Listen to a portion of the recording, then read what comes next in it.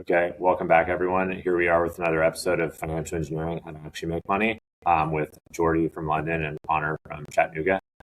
So I think we'll go a little slower on this one, and basically what we're going to do is Connor bring an asset class and a Jordy bring an asset class, but that's an easy ETF to implement in your portfolio.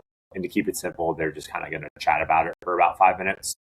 Connor founded and is going to talk about master limited partnership ETFs. And then Jordy's kind of going to talk about some type of tail hedging in an ETF form. I'll let you guys kind of take it from here. I don't know which one of you wants to go first, but whoever wants to go first, go for it. Go, Connor. You go. Okay, Connor, you want to go Oh, first? I did master limited partnerships, and basically what that is that's going to be the pipeline for the refineries and gas, oil, all of those products. And really, my thought process behind it, what we've been talking about this entire series is market zigs, market zags. You want to try to be when the market is zagging, you want to be zigging, and so it's just something I was trying to think about. That's always going to be there.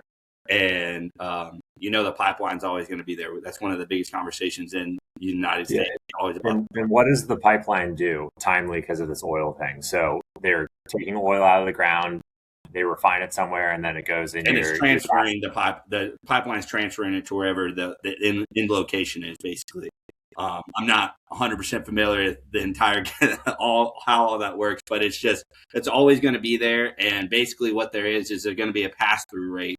These companies are charging, the refinery and to the end product. So that rate's always going to be there. And so basically it's taking on less risk of what the refinery or the end process one is going to be, because if, oil spikes or oil takes a hit, the refinery, they're probably going to be taking a hit as well. But the pipeline, they're always going to be there charging whatever rate they need to charge to pass through that product through. So, I'm just thinking about it as, if oil is up, the rate's still good and we're still doing good. But if oil is down, the rate's still there and we're still doing down. So we're not taking much of a hit. So it's kind of like a stabilizer into our portfolio.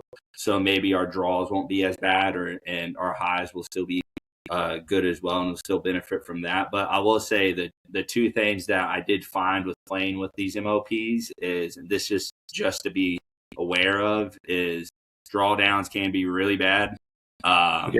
And what we learn about drawdowns in the energy sector as opposed to maybe drawdowns in bonds like in 2022 or drawdowns can be okay. Drawdowns are all right. Okay. And why? Because these can also rocket ship too. Like, it's oil.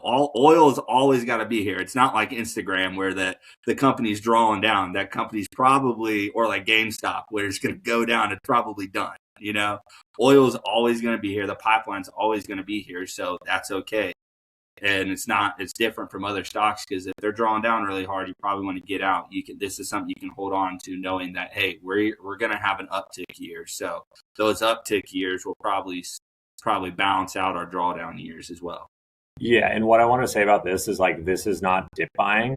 Like, oil is a toxic substance. So for example, if we look at 2020, which was obviously, not a very good year for oil, basically the worst ever.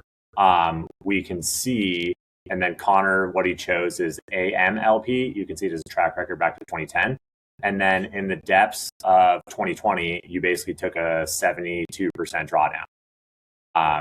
And people would say, oh my God, this is terrible. You had a 32% drawdown and it basically got even worse. You can see here.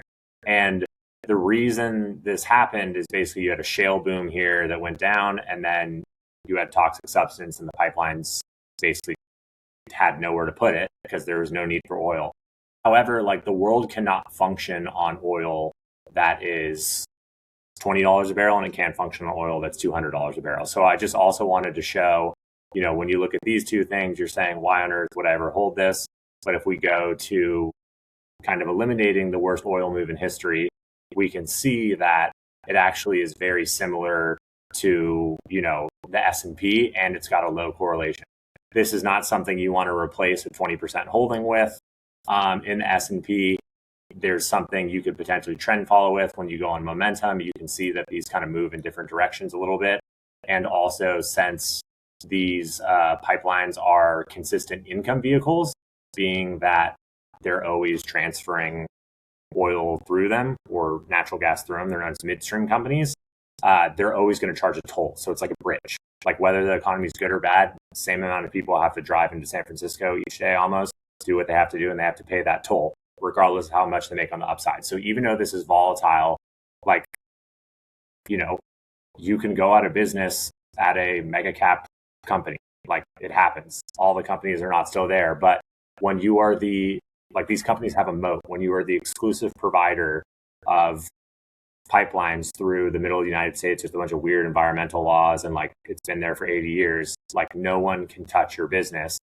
It may not be the most profitable thing because it's a commodity. And even though it ebbs and flows, like that thing is actually going to come back. We can work on putting some trend following things over it. There's actually a few covered call ETFs, which I think could be interesting on this because you're kind of taking that upside. And then these also give out large dividends that, are like 5 to 6%, sometimes 7 to 8, because they're collecting that toll and they don't need to reinvest it back in the company and innovation. They can just issue it for shareholders. So we'll look at re-implementing this next time, but good find, Connor. And then Jordy, what did you find in terms of assets that you want to speak to? Yeah, so I started by thinking maybe some real assets. That's usually where my mind goes to. And I was thinking maybe some real estate or this and that. But then I thought, or even going more exotic like timber or art. But then I thought, wait a second, why don't we try to look at some crisis products, more defensive? So I was looking at actually some long volatility strategies, like probably like VIX related or some tail risk. So first I looked at one ETF called Tail. And again, I forgot about the exotic VIX products, the UVXY or something. They're two. And what does Tail do, Jordy? So Tail basically has treasuries and put options on SPX. So which sounds very attractive, but over time is atrocious and it keeps just going down and down and down because the cost of carry is very, very big. So I thought, it might look good in the portfolio, but I didn't like it as a standalone. And look at that line. It's horrible, like so that's why then doing some more research, I found another one that it's actually called CAOS, CAOS. And it's basically the same idea, which is what I liked, but CAOS has long put options on large cap indices. Three things: long put options, then short put spreads. So basically, we sell put spreads to collect premium, and then the box ETF, BOXX. So basically, we have the treasuries bill exposure in a fancy way that is that, but we also have that risk protection. And when you look at the graph, it looks much better. So it's kind of like steady and everything. Yeah, I would consider that a bond alternative.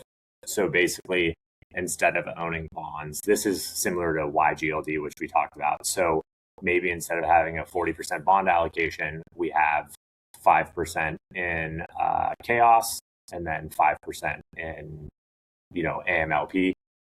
Or you could even go up to 20% gold, 20%. But hold on, is it really? Because I would assume that if there's a drop in the market, it's the behavior is very different. Like bonds don't behave as explosively as this would behave, right? Yeah, I mean it's different because if CAOS is holding box, which is a 1 to 3 month yield, so there's no rate risk and there's no default risk because it's the U.S. government rate. No, I'm talking about the rest of the components, the puts and stuff. So box would really protect us, whereas bonds would not protect us. If there's like I'm not even talking of a black swan event. If there's a correction or something, isn't it right? Well, bonds, the bond portion of CAOS is just financing the put spread. So basically, like you can buy a put spread for almost nothing.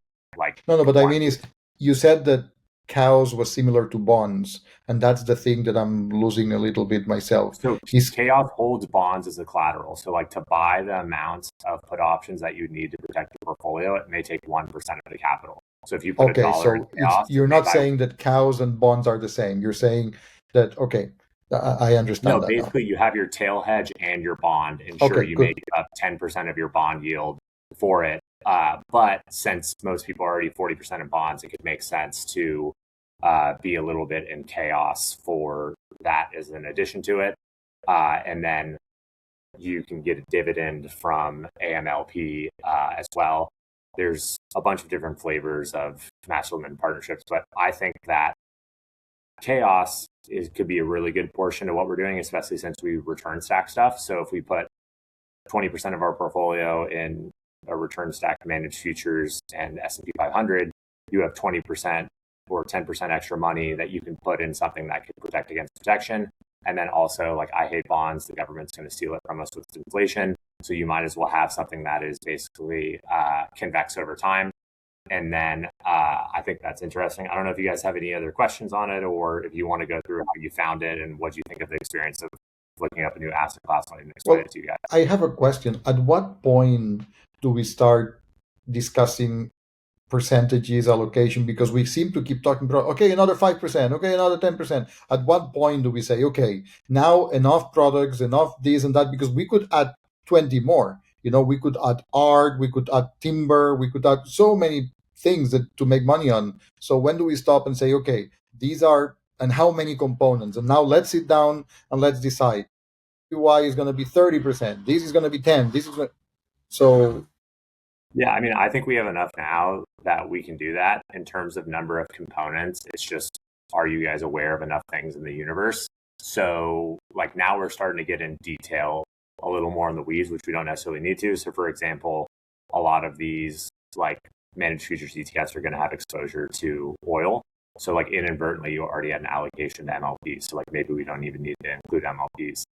The CAOS thing is interesting because like CAOS is basically a return stacked hedge. Like, you get bonds plus a hedge. That's basically what CAOS is. So, like, I don't really think we need the MLP. I do. They just released a couple MLP covered call ETFs, which I think is interesting because you could have like 7 or 8% carry on something, and even if it's volatile, we always know oil comes back because the world can't function on $20 oil or $200 oil. So, I mean, we can start that next week and kind of go over portfolio and speak to what those are. And that's kind of like the 50% buy and hold forever chunk that we're not going to manage. And then we can get into really active stuff after that. So I think we kind of have enough information to go on to building a portfolio now. I was going to ask just on the MLP stuff. I mean, you kind of answered it already. So you just kind of replaced the MLP with the return stack ETF. Is that what you're doing? Like, managed futures ETFs are going to have exposure to oil, and they're generally kind of like weighted on what's biggest, and oil is like one of the biggest assets. So you're going to be pretty correlated to what oil does on a week-to-week basis with managed futures. But at the same time, when there's no trend in managed futures, that's exactly when MLPs will basically do the best. Or like another thing we could look at, I'll do some homework and look at it, but there's a couple, instead of just being completely passive like the S&P, there's a couple, they've kind of coined the term smart beta, where some fund manager that charges 80 basis points of expense fee will basically look at like the debt of all these different partnerships and be like, this one's good, that one's good. So they just make like a little bit smarter of an index to try to not have as much exposure to those down moves. But we'll put it in the portfolio and we'll take a look at it. Like, if we can maintain the same return and risk appetite with having it in there, I'd prefer to have it in there at 5% than not have it in there.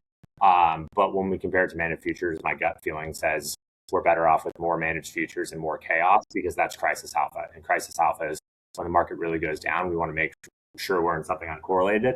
And that's a managed futures ETF that could go long oil, which could be bad for the stock market, or it can go short the S&P, which obviously would offset losses in the S&P. So I like the concept of it, but I don't quite know if it's the best implementation. I'll do some more research on some other ETFs to see if I can find anything cool.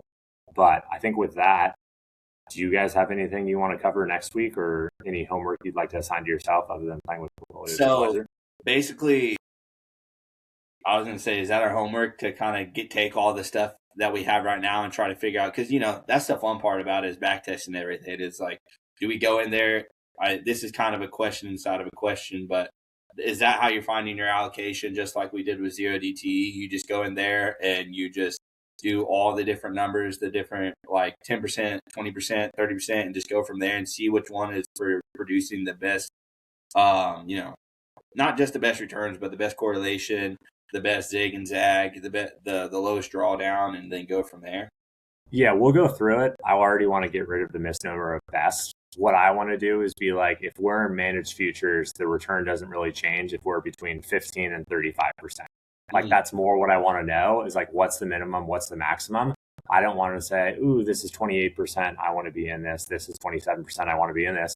And then we'll also make some judgment calls too. So it's like roughly international stocks are like valued at half the value per earnings of American stocks. So even though American stocks will outperform in every backtest we do since 2008, I want to hold international stocks because they're cheaper.